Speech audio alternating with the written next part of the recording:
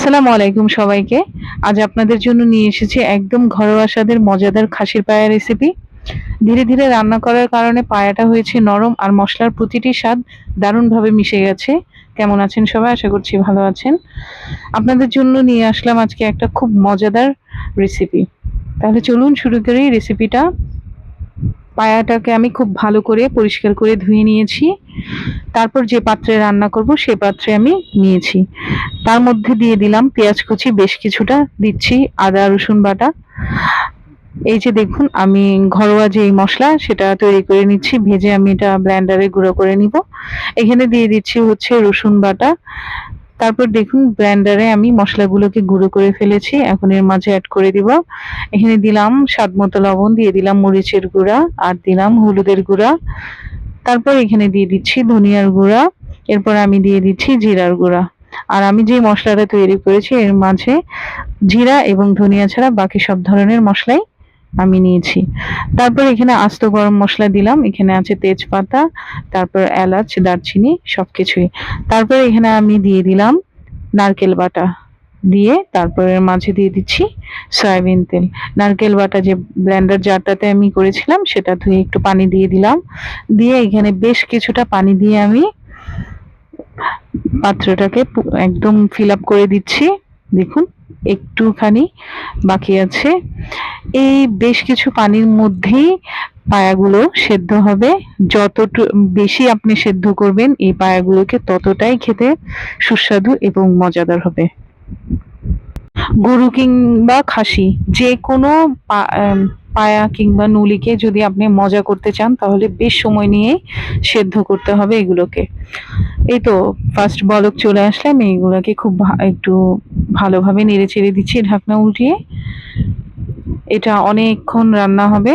আমি এখন হচ্ছে রাত, আমি যখন রান্নাটা বসিয়েছি তখন রাত। প্রায় 2 থেকে 3 ঘন্টা আমি এটাকে রান্না করেছি। দেখুন অনেক বেশ কিছুটা পানি কিন্তু শুকাচ্ছে। আমি প্রথমে কি পরিমাণ পানি দিয়েছিলাম আর এখন কতটা পানি হয়েছে আপনারা দেখতেই পাচ্ছেন, অনেকটা পানি শুকিয়ে গেছে।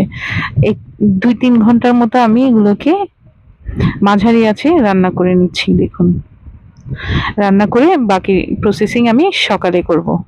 আর আমরা নুলিগুলো বা পায়াগুলো এভাবেই রান্না করে থাকি, যার কারণে খুব মজা হয়। আপনারা হোটেল কিংবা রেস্টুরেন্টে কিন্তু ঠিক এভাবেই রান্না করে, যার কারণে তাদের দোকানে মানুষের লাইন লেগে যায়। এই তো রান্না করে নিচ্ছি, দেখুন আমি নেড়ে চেড়ে একটু আপনাদেরকে দেখিয়ে দিচ্ছি। একটু পর পর আমি নেড়ে চেড়ে নিচ্ছি। এখন হয়েছে সকাল, দেখুন তেল ভেসে উঠেছে। সকালে আমি চুলা ধরিয়ে এটা আর কিছুক্ষণ রান্না করে নিচ্ছি। এর মাঝে দিয়ে দিয়েছি কাঁচামরিচ 7 থেকে 8টা, একটু নেড়ে চেড়ে দিচ্ছি। দেখুন দেখিয়ে দিচ্ছি আপনাদেরকে, পায়াগুলো খুব ভালো সেদ্ধ হয়েছে। এখন আমি এটার মধ্যে ফোড়ন দিব, রসুন এবং পেঁয়াজ কুচির একটা ফোড়ন দিব আমি, যার কারণে এটা খেতে খুব মজা হয়।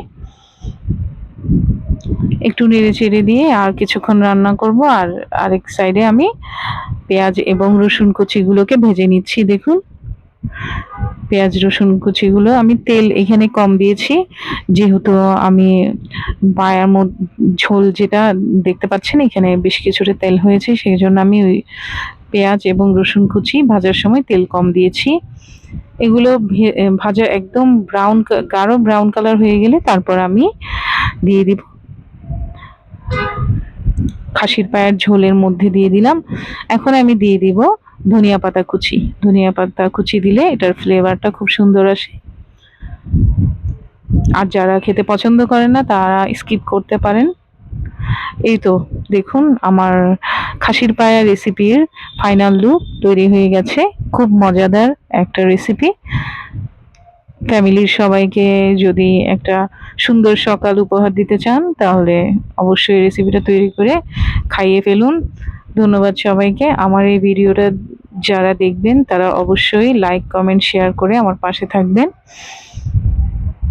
আসসালামু আলাইকুম।